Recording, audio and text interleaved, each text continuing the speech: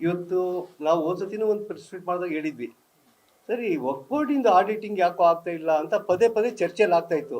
ಹೇಳ್ತಾರೆ 2 ಕೋಟಿ ಸ್ಕ್ಯಾಮ್ 3 ಕೋಟಿ ಸ್ಕ್ಯಾಮ್ ಅಂತಾರೆ. ಆದರೆ ಎಲ್ಲರೂ ಸೇರಿ ಕಾಂಗ್ರೆಸ್ಸಿಗೆ ಓಟ್ ಹಾಕೋದು ಅಲ್ಪಸಂಖ್ಯಾತರು, ಆಪ್ಷನ್ ಇರಲಿಲ್ಲ ಅಂತ. ಆದರೂ ಅಲ್ಲೇ ಹಗಲು ನಡೀತಾ ಇದ್ದಾವೆ. ಪ್ರತಿ ಸತಿ ಏನೋ ಅರ್ಜಿ ಹಾಕಿದ್ರೆ ಅವನು ಜಿಲ್ಲಾ ಆಫೀಸರ್ ಟ್ರಾನ್ಸ್ಫರ್ ಆಗ್ತಾನೆ, ಮತ್ತು ನೋಡಿದ್ರೆ ಆಮೇಲೆ CO ಹೋದರೆ ಅಲ್ಲಿ CO ಟ್ರಾನ್ಸ್ಫರ್ ಆಗ್ತಾರೆ. ಅಂದರೆ ಬಗೆಹರಿತಾ ಇಲ್ಲ ಇದು ಸಮಸ್ಯೆ. ಇದು ಬರ್ತಾ ಬರ್ತಾ ಸಮಸ್ಯೆ ಜಾಸ್ತಿ ಆಗ್ತಾ ವಿನ ಕಡಿಮೆ ಆಗ್ತಾ ಇಲ್ಲ. ಮತ್ತೆ ವಕ್ಫ್ ಮಿನಿಸ್ಟರ್ ಲಾಸ್ಟ್ ಓದ್ಸತಿನೂ ಮಾಹಿತಿ ಸಿಕ್ಕಿತ್ತು. ಅವ್ರೇನಂದಿದ್ರು, 1,17,000 ಎಕರೆ ಜಮೀನು ವಕ್ಫ್ ಬೋರ್ಡಿಂದ ಇತ್ತು, ಈಗ ಬರೀ 20,000 ಎಕರೆ ಇದೆ ಅಂತ ಹೇಳಿದ್ರು ಅವರು. ಅಷ್ಟೇ ವಿಷಯ. ಮತ್ತು ಅದು ಯಾಕಾಯ್ತು ಈ ಕಡಿಮೆ ಯಾಕಾಗಿಲ್ಲ ಅದ್ರ ಅಧಿಕಾರಿಗಳು ಕೇಳಿಲ್ಲ, ಏನಿಲ್ಲ, ಅಲ್ಲಿಗೆ ಸ್ಟಾಪ್. ಅಂದರೆ ಕೆಳಮಟ್ಟದಿಂದ ರಾಜ್ಯ ಮಟ್ಟವರೆಗೂ ಇದು ಏನಾಗ್ತಾ ಇದೆ ಅಂದರೆ ಫುಲ್ ಹಗರಣ, full Congress vote bank, ready vote bank ಆಗ್ಬಿಟ್ಟಿದೆ ಅದು. ಆಡಿಟಿಂಗ್ ಮಾಡಿದ್ರೆ ಸಮಸ್ಯೆ ಆಗತ್ತೆ ಅಂತ ಆಡಿಟ್ ಮಾಡಲ್ಲ, ಆಡಿಟಿಂಗ್ ಮಾಡಿದ್ರೆ ಗ್ರಾಂಟ್ ಕೊಡೋಕೆ ಬರಲ್ಲ ಅಂತ ಆಡಿಟ್ ಮಾಡಲ್ಲ, ಆಡಿಟಿಂಗ್ ಮಾಡದೆ ಕಮಿಟಿಗಳು ಅಪ್ರೂವ್ ಮಾಡ್ತಾ ಇದ್ದಾರೆ ಅವರು. ಪದೇ ಪದೇ ಪದೇ ಪದೇ ಕೊನೆಗೆ ನಾವು ಅಡಿಷನಲ್ ಚೀಫ್ ಸೆಕ್ರೆಟರಿ ಕೊಟ್ಟಿದ್ವಿ ಲಾಸ್ಟ್ 2025 ನವೆಂಬರಲ್ಲಿ. ಅಲ್ಲಿ ಕೊಟ್ಟು ಅಲ್ಲಿಂದನೂ ಏನು ರಿಪ್ಲೈ ಬಂದಿಲ್ಲ. ಏನಾಗಿದ್ದು CO ಟ್ರಾನ್ಸ್ಫರ್. ಈ ಸಮಸ್ಯೆ ಬಗೆಹರಿದ್ರೆ ಟ್ರಾನ್ಸ್ಫರ್ಗಳು ಜಾಸ್ತಿ ಆಗ್ತಾ ಇದೆ. ಹಾಗಾಗಿ ನಿನ್ನೆ ನಾವು ಶಿವಮೊಗ್ಗ ಜಿಲ್ಲಾ ವಕ್ಫ್ ಬೋರ್ಡ್ ಅಧಿಕಾರಿಗೆ ಹೇಳಿದ್ವಿ, ನೋಡಿ ಸ್ವಾಮಿ, ನಿಮಗೆ 1 ತಿಂಗಳು ಅವಕಾಶ ಕೊಡ್ತಾ ಇದ್ವಿ, 1 ತಿಂಗಳಲ್ಲಿ ನೀವು 2024ರಿಂದ 26ವರೆಗೆ ಆಡಿಟ್ ಕೊಟ್ಟಿಲ್ಲ ಅಂದರೆ ನಾವು ಪ್ರತಿಭಟನೆ ಮಾಡ್ತೀವಿ ಅಂತ ಒಂದು ಸತಿ ಅವ್ರಿಗೆ ಗಮನಕ್ಕೆ ತಂದುಬಿಟ್ಟು ಇವತ್ತು ನಮ್ಮ ಪತ್ರಕರ್ತರ ಜೊತೆಗೆ ಚರ್ಚೆ ಮಾಡ್ತಾ ಇದ್ವಿ. ಇನ್ಮೇಲೆ ನಾವು ಇದು ಶಿವಮೊಗ್ಗ ಆಗಿದ ತಕ್ಷಣ ನಾವು ರಾಜ್ಯದ ಚರ್ಚೆ ಮಾಡಿ ವಿಧಾನಸೌಧ ಹತ್ರನೂ ಪ್ರತಿಭಟನೆ ಮಾಡ್ಬೇಕಂತ ಚರ್ಚೆ ಮಾಡ್ತಾ ಇದ್ವಿ. ನೋಡೋಣ, ಇವತ್ತು ಈ ತಿಂಗಳು ಒಂದು 30 ದಿನಗಳು ಕೊಡ್ತಾರೋ ಇಲ್ಲ ಅಂತ ನೋಡೋಣ. ಕೊಟ್ಟಿಲ್ಲ ಅಂದರೆ ಪ್ರತಿಭಟನೆ ಅಂತೂ ಖಂಡಿತ. ಮತ್ತು ಇದು MIM ಕಡೆಯಿಂದ ಮೊದಲ ಬಾರಿಗೆ ಶಿವಮೊಗ್ಗ ಜಿಲ್ಲೆಯಲ್ಲಿ ಇದು ಪ್ರತಿಭಟನೆ ಆಗುತ್ತೆ. ಮತ್ತು ಇದು ಮುಂದುವರಿಯುತ್ತೆ, ಇದು ನಿಲ್ಲಲ್ಲ. ಎಲ್ಲಿವರೆಗೂ ಸರ್ಕಾರ ಇದು ಬಗೆಹರಿಸಲು ಅಲ್ಲಿವರೆಗೂ ಪ್ರತಿಭಟನೆಗಳು ನಡೀತಾ ಇರ್ತದೆ.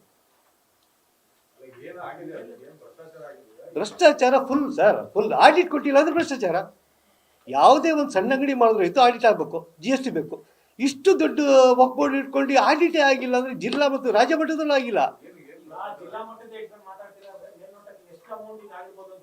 ಸರ್. ಅಕೌಂಟ್ ಟ್ರಾನ್ಸ್ಪರೆನ್ಸಿ ಎಲ್ಲೂ ಇಲ್ಲ ಸರ್. ಸರ್ ಲಿಮಿಟೇಷನ್ಸ್ ಇಲ್ಲ. ಈಗ ಸರ್ಕಾರ ಏನಿರುತ್ತೆ 1,000 ಕೋಟಿ 2,000 ಕೋಟಿ ಕೊಟ್ಟಿದ್ದೀವಿ ಅಂತಾರೆ. ಇಲ್ಲಿ ಅಕೌಂಟ್ಸು ಇಲ್ಲ, ಆಡಿಟು ಇಲ್ಲ ಸರ್. ಅಕೌಂಟ್ಸೇ ಇಲ್ಲ ಅಂತ ಹೇಳಿದ್ರೆ ಫುಲ್ ಹಗರಣ ಆಗಿದೆ, ಫುಲ್ ಹಗರಣ, ಫುಲ್ ಕಂಪ್ಲೀಟು. ಎಲ್ಲ ದರ್ಗಾ ಮಸೀದಿಗಳಲ್ಲಿ ಕಾಂಟ್ರಿಬ್ಯೂಷನ್ ಅಂತ ಕೊಡ್ತಾರೆ, 7% ಕಾಂಟ್ರಿಬ್ಯೂಷನ್ ಕೊಡ್ತಾರೆ. ಆ 7% ಕಾಂಟ್ರಿಬ್ಯೂಷನ್ ಎಲ್ಲಿ ಹೋಗಿದೆ? ಮಸೀದಿ ದರ್ಗಾವ್ರು ಕೊಡ್ತಾರೆ, ಸರ್ಕಾರ ವಕ್ಫ್ ಬೋರ್ಡಿಗೆ ಕೊಡ್ತಾರೆ. ಆ ಹೇಳಿ ಸರ್. ಸರ್ ಹೇಳಿ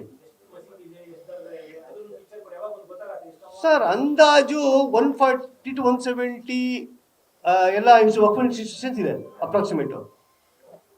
ಅದರಲ್ಲಿ 95% ಆಡಿಟ್ ಆಗಿಲ್ಲ. ಆಡಿಟ್ ಆಗಿಲ್ಲ ಅಂದ್ರೆ ಇವ್ರು ಕಮಿಟಿ ಯಾಕೆ ಅಪ್ರೂವ್ ಮಾಡ್ತಾರೆ ಇವರು ಅಂತ ನಮ್ಮ ಪ್ರಶ್ನೆ.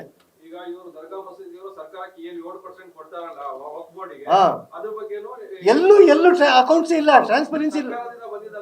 ಇವ್ರು ಕೊಟ್ಟಿದ್ದು ಬರಲ್ಲ. ಎಲ್ಲ ದರ್ಗಾ ಮಸೀದಿ ಇವ್ರು ಕೊಡ್ತಾರೆ,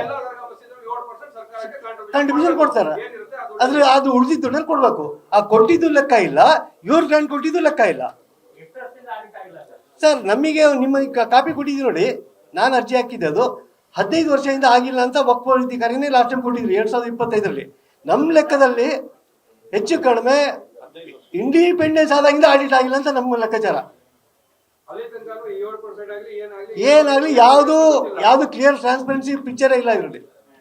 ಆದರೆ ಸರ್ಕಾರವನ್ನು ಯಾಕೆ ಕೇಳ್ತಾ ಇಲ್ಲ ಅಂತ ಅದು ಅರ್ಥ ಆಗಿಲ್ಲ. ಅಂದರೆ ಸರ್ಕಾರಕ್ಕೇನೋ ರೆಡಿ ವೋಟ್ ಬ್ಯಾಂಕ್ ಇದೆ, ಈ ವೋಟ್ ಬ್ಯಾಂಕ್ ಹಿಂಗೆ ಕಂಟಿನ್ಯೂ ಆಗಲಿ ಅಂತ ಚರ್ಚೆ ಮಾಡ್ಕೊಂಡು ಮಾಡ್ತಾ ಇದ್ದಾರೆ ಇವರು ಅಂತ. ಯಾಕಂದರೆ ನೀವು ಅಡಿಷನಲ್ ಚೀಫ್ ಸೆಕ್ರೆಟರಿ ಲೆಟ್ರ್ ಕೊಟ್ಟರು ಅದ್ರ ರೆಸ್ಪಾನ್ಸ್ ಇಲ್ಲ ಅಂದರೆ 6 ತಿಂಗಳಾಯಿತು ಅಡಿಷನಲ್ ಚೀಫ್ ಸೆಕ್ರೆಟರಿ ಕೊಟ್ಟು ನಾವು, ಇನ್ನೂ ರೆಸ್ಪಾನ್ಸ್ ಆಗಿಲ್ಲ, ಅದಕ್ಕೆ ಉತ್ತರನೇ ಬಂದಿಲ್ಲಪ್ಪ.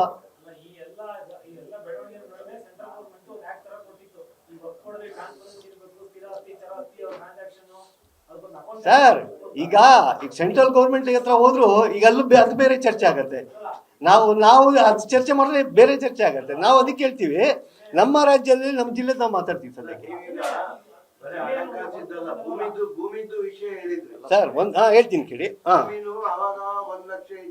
ನಾನು ಹೇಳಿದಲ್ಲ ವಕ್ಫ್ ಮಿನಿಸ್ಟರ್ ಹೋದ ವರ್ಷ ಯೋಚನೆ ಹೇಳ್ಯಾರೆ 1,17,000 ಎಕರೆಯಲ್ಲಿ ಬರೀ 20,000 ಎಕರೆ ಉಳಿದಿದೆ ಅಂತ ವಿಧಾನಸೌಧದಲ್ಲಿ ಅವ್ರು ಜಮೀರ್ ಅಹಮದ್ ಅವ್ರು ಹೇಳ್ಯಾರೆ.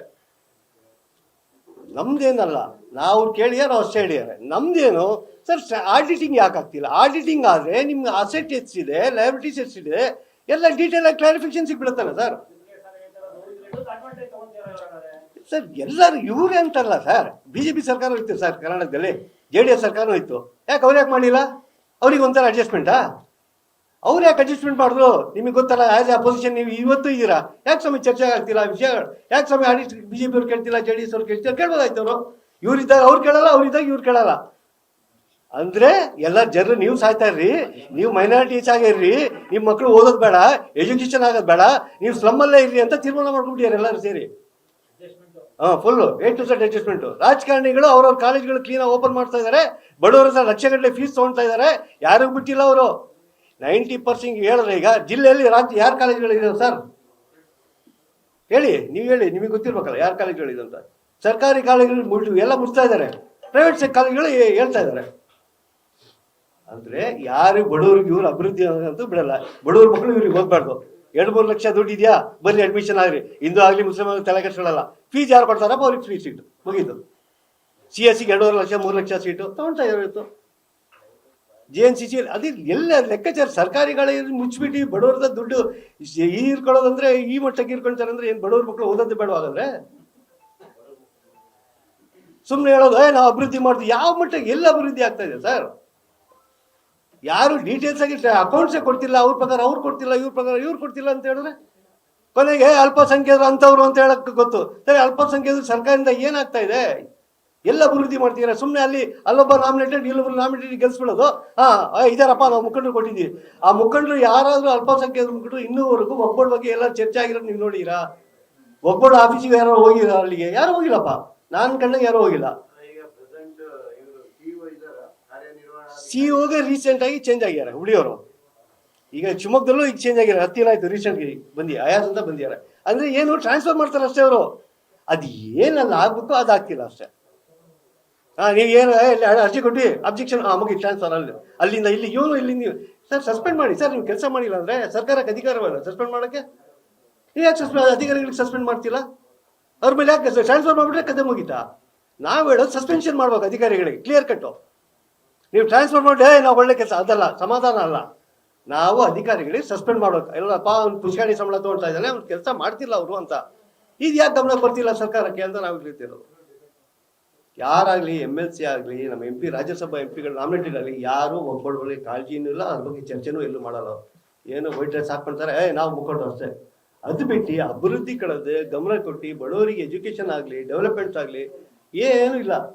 ಹಾಗಾಗಿ ನಾವು ಇದು ಮೊದಲನೇ ಬಾರಿ 30 ದಿನ ಅವಕಾಶ ಕೊಟ್ಟಿದ್ದೀವಿ ಟೈಮು. ಅದು ಮುಗಿದ ತಕ್ಷಣ ನಾವು ಪ್ರತಿಭಟನೆ ಕೋರಿಕೆ ನಾವು ರಾಜ್ಯಾಧ್ಯಕ್ಷರ ಹತ್ರ ಮಾತಾಡಿ ಚರ್ಚೆ ಮಾಡಿ ಫೈನಲ್ ಮಾಡಿದ್ದೀವಿ ಸರ್. ದಯವಿಟ್ಟು ಇವೆಲ್ಲ ತಾವೆಲ್ಲ ಸಪೋರ್ಟ್ ಮಾಡ್ಬೇಕಂತ ನಮ್ಮಲ್ಲಿ ಮನವಿ.